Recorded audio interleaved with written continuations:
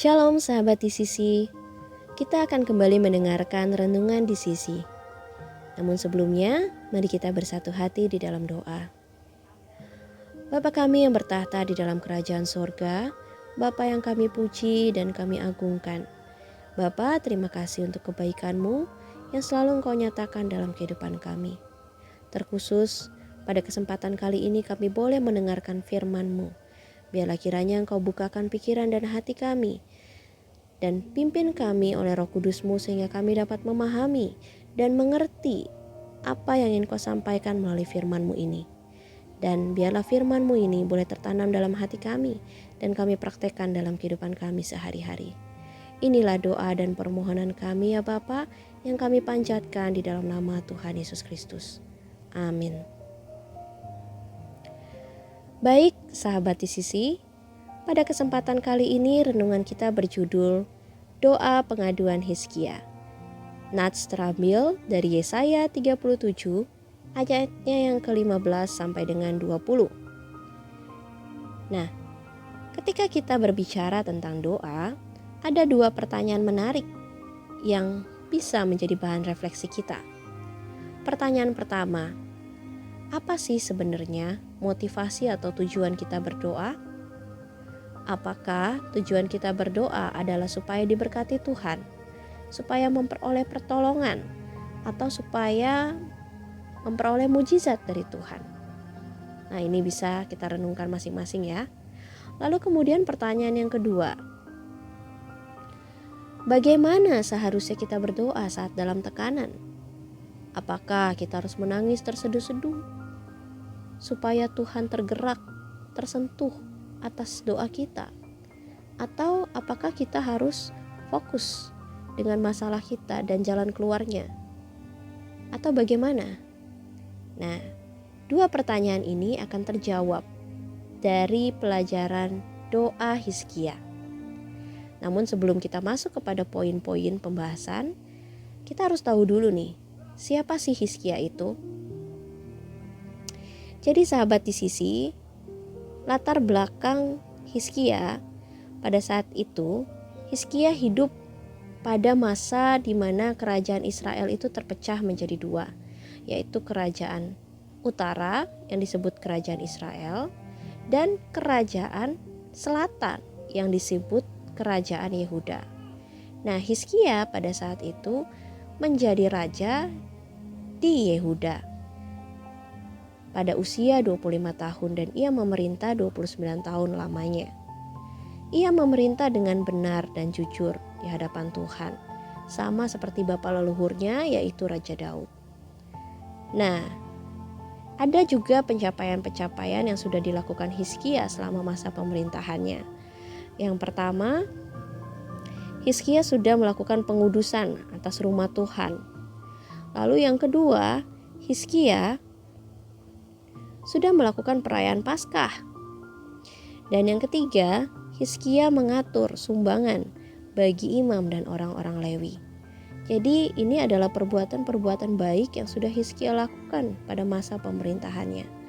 Jadi ini adalah bukti bahwa Hizkia memerintah dengan adil, benar di hadapan Tuhan. Nah, tetapi pertanyaannya, apakah itu menjamin bahwa Hizkia selama masa pemerintahannya gak akan pernah dapat masalah? Jawabannya adalah tidak. Pada masa pemerintahannya, ia mengalami suatu masalah yang besar, yang istilah katanya hampir membuat jantungnya copot.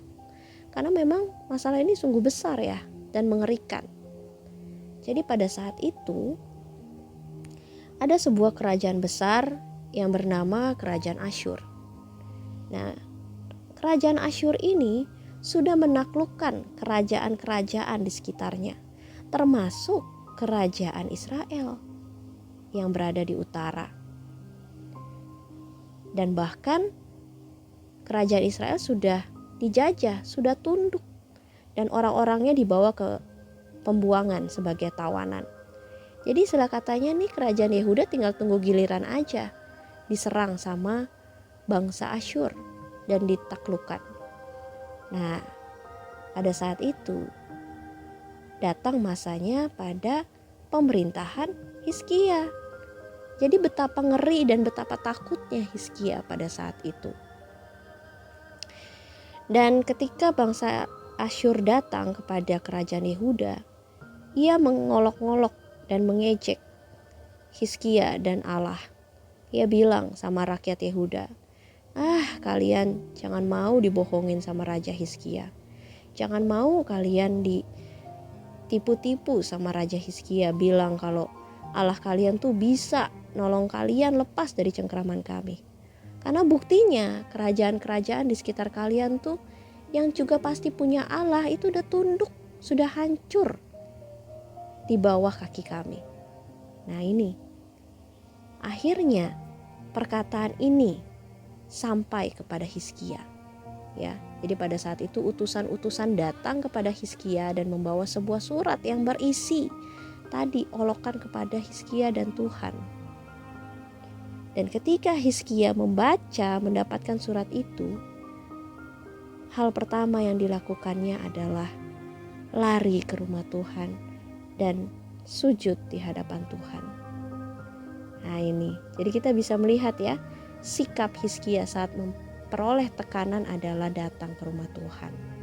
Nah oleh karena itu, kita akan belajar nih, bagaimana Hizkia berdoa saat dalam tekanan.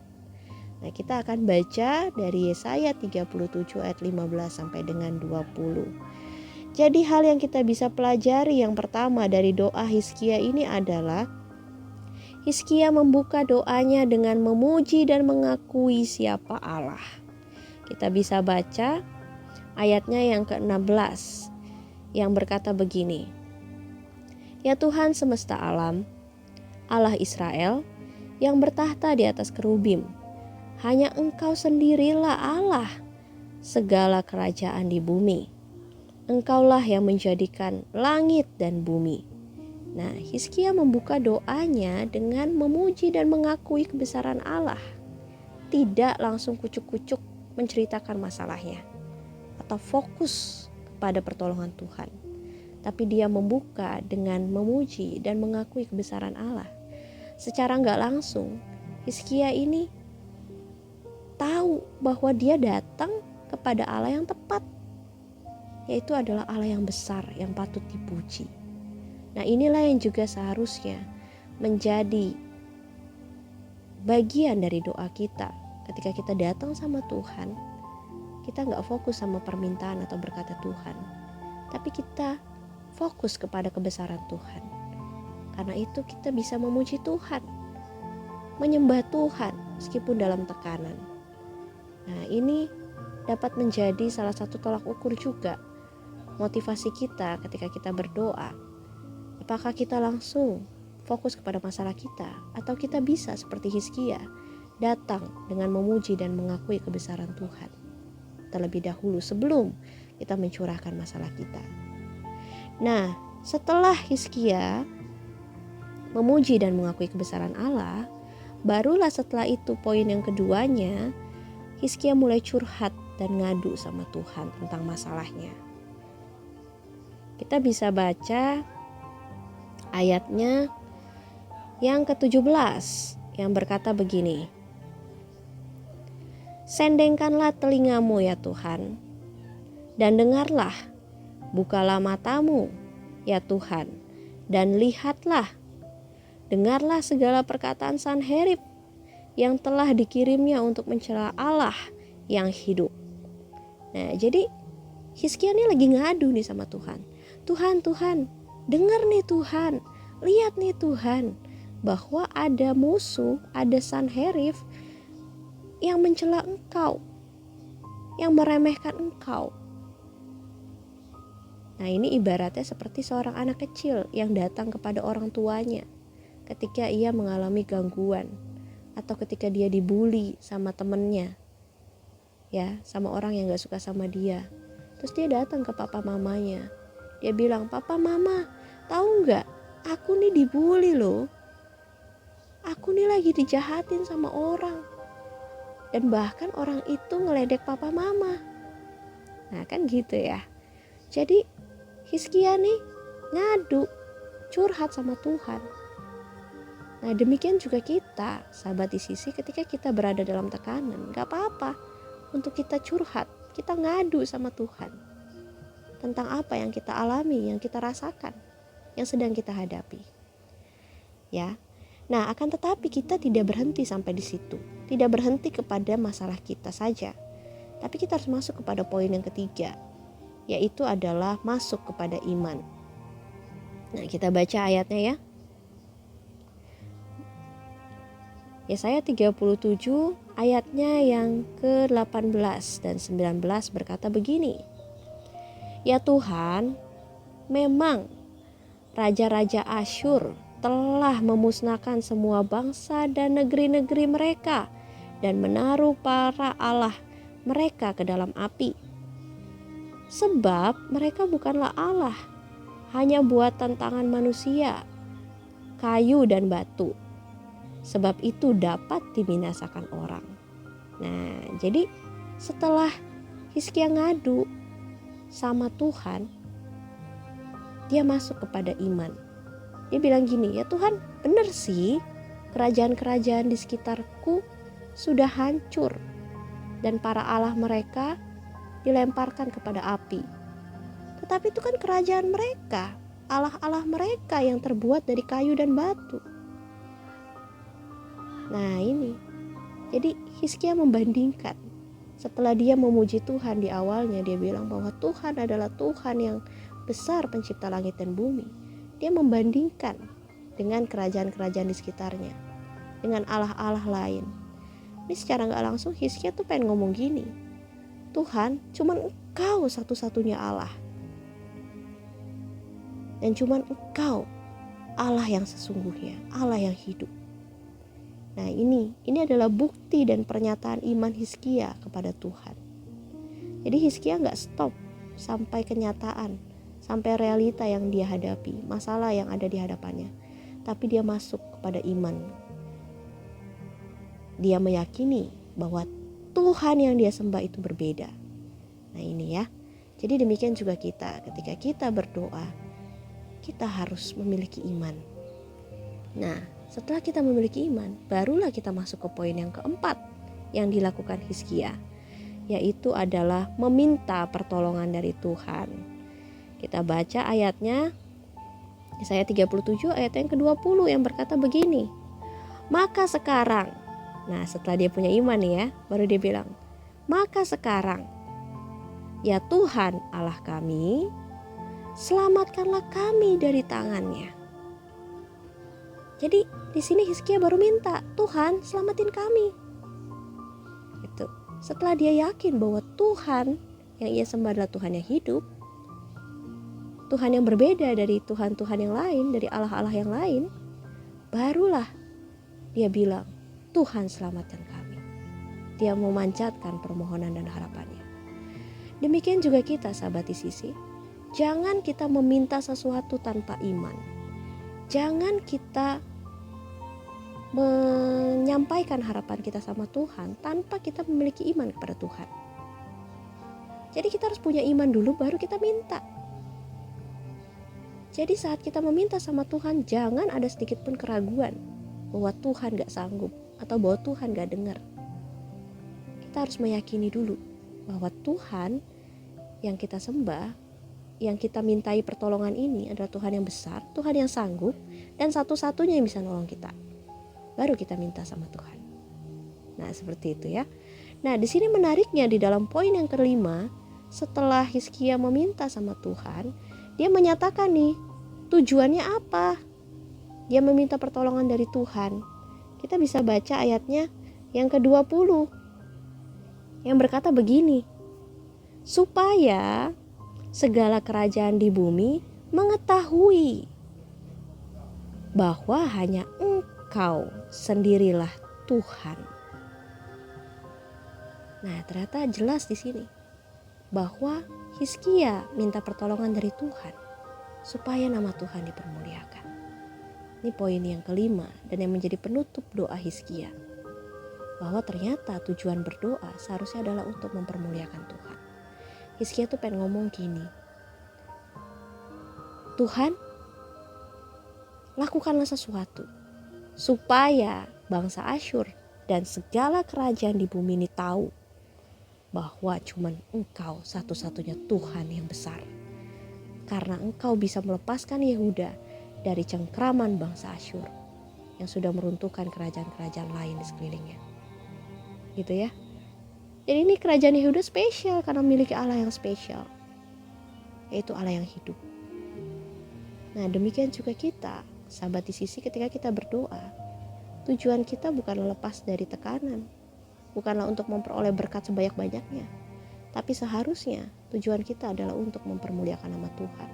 Jadi berkat dan pertolongan dan mujizat yang kita terima itu untuk mempermuliakan nama Tuhan, untuk kita saksikan kepada dunia bahwa ini loh, Allahku adalah Allah yang besar, Allah yang hebat, Allah yang perkasa, Allah yang ajaib, dan Allah yang mengasihi anak-anaknya. Nah, demikian kita bisa belajar dari doa Hizkia ini bahwa ternyata tujuan berdoa adalah untuk mempermuliakan Tuhan. Dan ketika kita berada dalam tekanan, kita seharusnya memiliki doa pengaduan yang benar, yaitu seperti yang Hizkia lakukan. Yang pertama, dia berdoa dengan memuji dan mengakui kebesaran Tuhan. Lalu setelah dia mengakui kebesaran Tuhan, barulah dia curhat apa masalah yang dia hadapi. Dan setelah itu, dia tidak berhenti kepada masalah. Dia masuk kepada iman.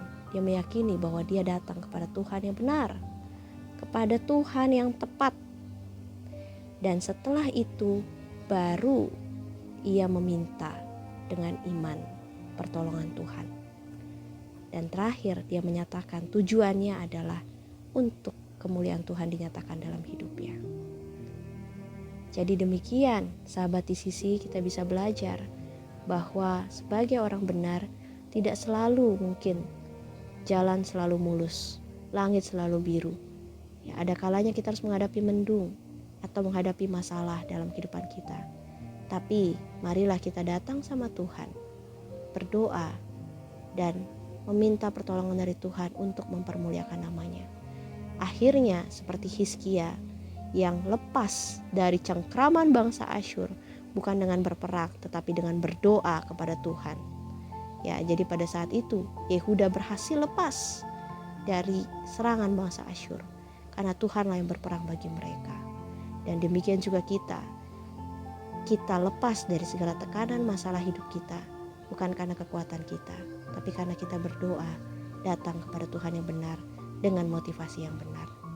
Demikian sahabat di sisi yang bisa kita pelajari dari doa pengaduan Hizkia. Mari kita bersatu hati dalam doa. Bapa yang baik, kami bersyukur atas kebenaran firman-Mu yang sudah Engkau sampaikan. Dan kami mau belajar Tuhan untuk memiliki motivasi yang benar saat berdoa dan memiliki sikap yang benar saat kami berada dalam tekanan. Bapa, kami serahkan hidup kami hanya ke dalam tangan kasih-Mu. Pimpin dan bimbing kami dalam kebenaran-Mu senantiasa, sehingga kami dapat mempermuliakan nama-Mu. Inilah doa dan permohonan kami yang kami panjatkan hanya di dalam nama Tuhan Yesus Kristus. Amin. Demikian, Tuhan Yesus memberkati.